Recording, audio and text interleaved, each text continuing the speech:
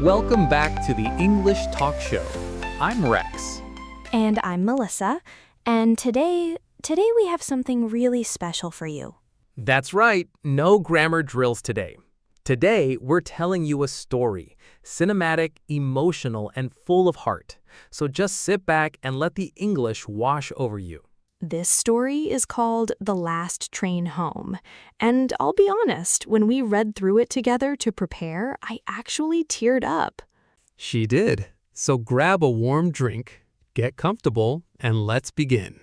Our story begins on a cold December night, the air sharp, the sky heavy with clouds that haven't quite decided whether to snow.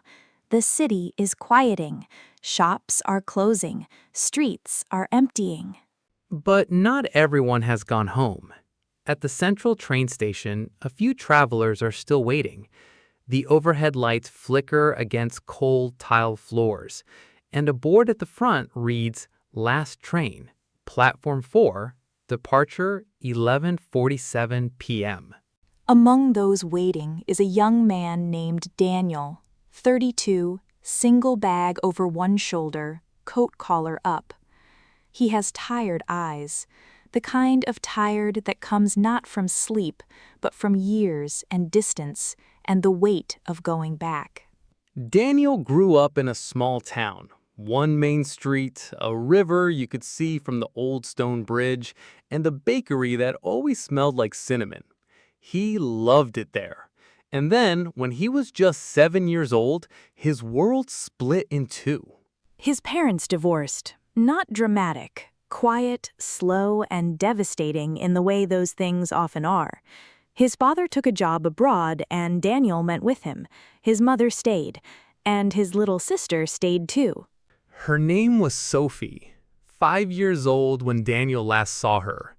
He remembered her hair, always a little messy, always with a ribbon half undone. He remembered her laugh, and that last morning in the hallway, not yet understanding that it was goodbye. Over the years, the contact faded. Phone calls, then letters, then silence. The gap grew until it became just a sadness without a name, the feeling of a missing piece you've stopped trying to find. Now, 25 years later, Daniel is going back.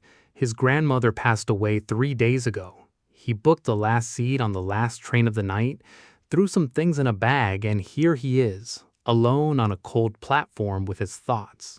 And then there's Sophie, 29, slightly out of breath, scarf wrapped twice around her neck. She made it just in time, after days of going back and forth about whether to come at all. Sophie grew up in that same small town, raised by her mother, strong and gentle in equal measure. She built a good life for herself in the city, but she always carried a question she never fully stopped asking. Where was Daniel? Did he remember her? Her mother rarely spoke of him, too painful, so Sophie kept the question tucked away somewhere deep, the way you keep something fragile when you don't know what to do with it. She's on this train because her mother called, the same grandmother. And somewhere in the universe's quiet way of arranging things, both Daniel and Sophie are heading toward the same small town on the same cold December night. The train is mostly empty. Sophie finds a window seat in the second car, sets her bag down, and presses her hand briefly against the cold glass. The train smells like old upholstery, familiar somehow. Daniel gets on just before the doors close. He moves through the first carriage and into the second, slides into the aisle seat across from the occupied window seat, close enough to notice the woman there. Not so close it feels like an imposition. He stows his bag and sits down heavily, staring at the dark window.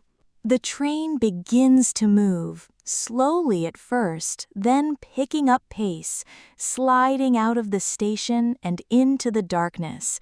Street lights drift past in long amber streaks. The platform disappears. The journey has begun. For a while, neither of them speaks. The train rocks gently. The heating hums. Outside, the city gives way to suburbs, then to open fields. Invisible in the dark, patches of deeper black against the clouded sky. Sophie pulls out a paperback she's been trying to read for 3 weeks. She opens it but doesn't really see the words. Then, without meaning to, she glances across the aisle. The man has his eyes closed. He looks, somehow, like someone carrying a weight. Daniel isn't asleep, just resting his eyes. He becomes aware that someone nearby is looking at him. Not rudely, just the way people do on quiet trains when the silence gets a little long. He opens his eyes. Their gazes meet. Sophie gives a small, apologetic smile, the kind you give when you've been caught staring. He smiles back, and then, because leaving the silence totally unfilled seems almost rude, she says, "Sorry, I wasn't trying to stare. It's very quiet, isn't it? Late trains always feel a bit like the whole world has gone to sleep and only you haven't gotten the memo yet." Daniel looked at her, and something about the honesty of what she said made him almost want to laugh. He said, "No, you're right. It's like being the last people on Earth, except slightly less frightening and with better seats." Sophie laughed, surprised and warm. "Slightly better seats is debatable," she said. "I think this one has a spring poking through near my left side." He smiled, the first time he'd smiled all day. He said, "Are you heading home?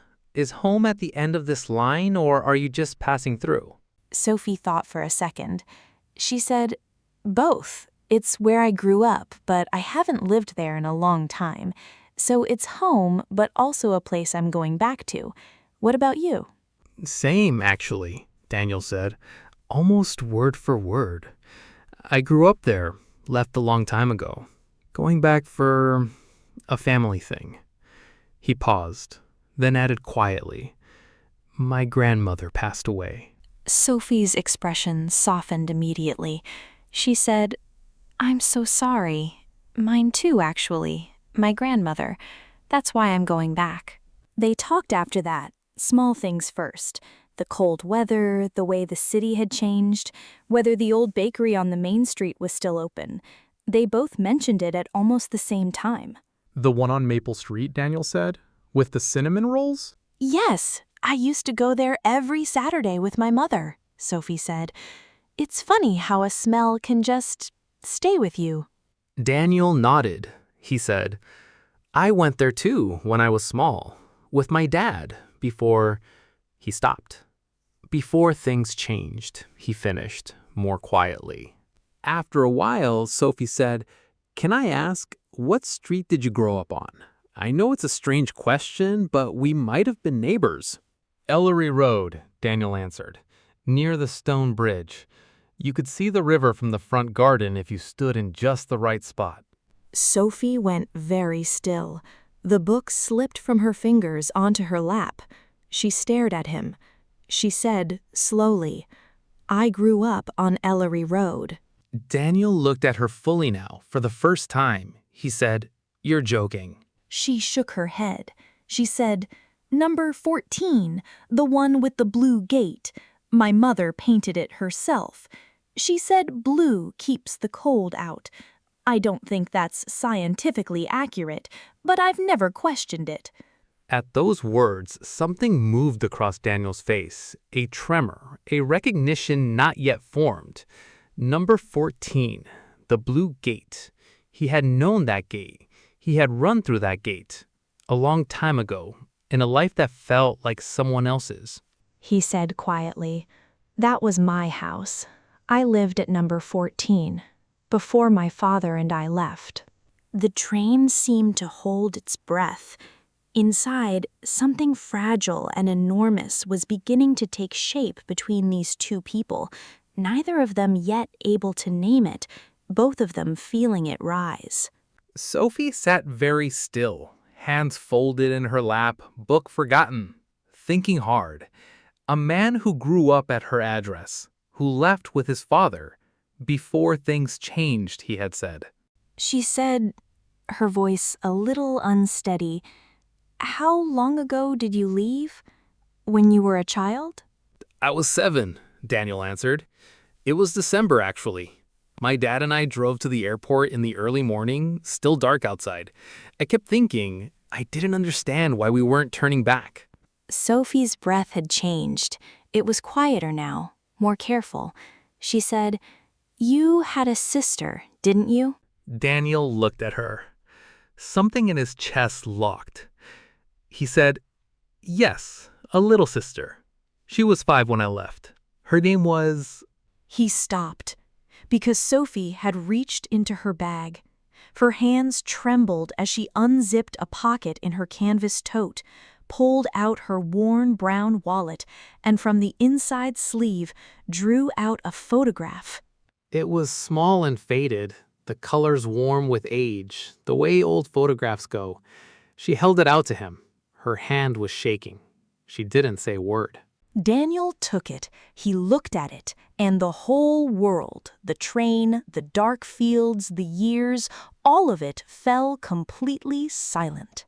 In the photograph, 2 children stood in a garden, a blue gate behind them, the glint of a river at the edge of the frame. The boy was older, maybe 7, squinting into the camera. The girl was 5. She had messy hair with a ribbon half undone, and she was laughing at something off to the left.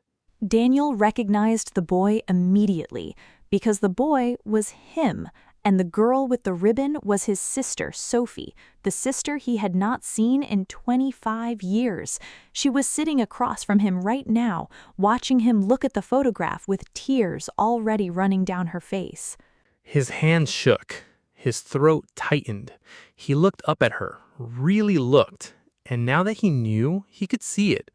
Around the eyes, in the jaw, in the way she held herself. Very straight, very still, just like their mother used to sit when something was about to matter enormously.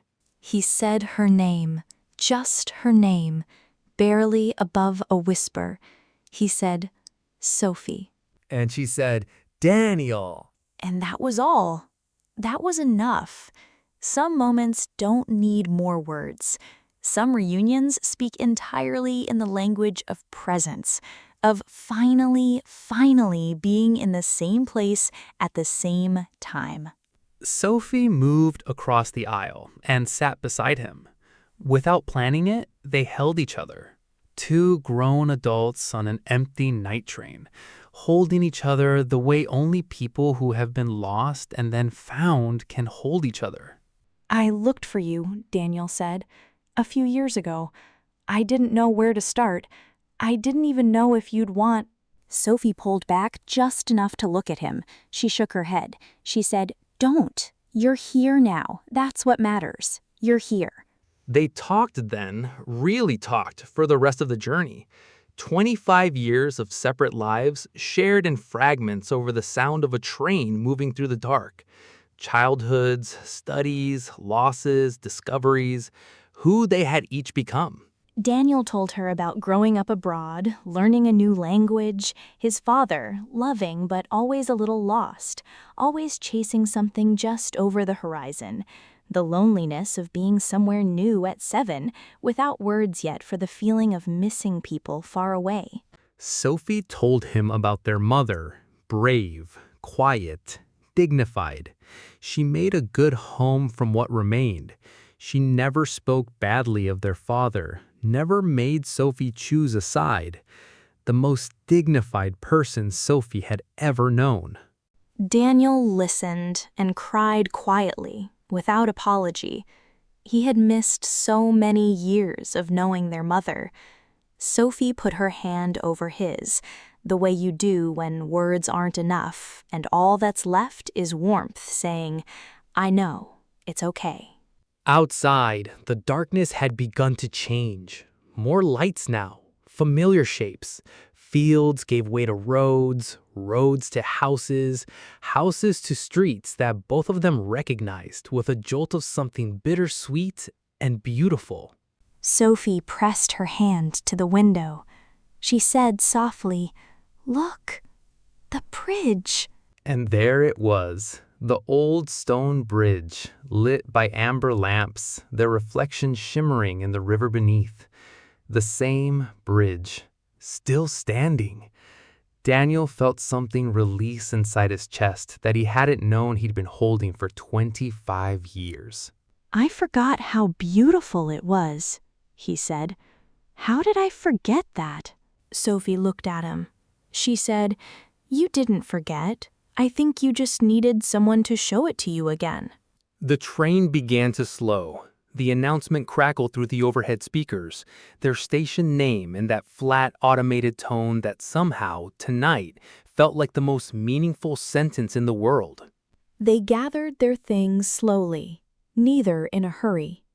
Daniel handed the photograph back to Sophie, gently, the way you handle a miracle. She tucked it back into her wallet with careful hands. The train pulled into the station. The doors opened with a soft hiss, and cold December air rushed in, sharp and clean, carrying a faint smell of pine. Daniel stepped off first, then turned and offered his hand to Sophie. She took it. They stood together on the platform of their childhood town, under a sky that had quietly begun to snow, small flakes drifting down, settling on their shoulders, not speaking, just breathing the same cold air. I know a place that still does coffee this late. It's only a 5-minute walk. Come with me? Daniel picked up his bag. He said, I've been looking for you for 25 years. 5 more minutes is nothing. And side by side, a brother and a sister walked off the platform into the quiet, snow-dusted streets of the town where they were both born, together again, at last, on the last train home. That's the story of Daniel and Sophie, the last train home. That's all from us today. Thank you for listening. We hope the last train home left your heart a little fuller. I'm Rex. See you next time. And I'm Melissa. Goodbye.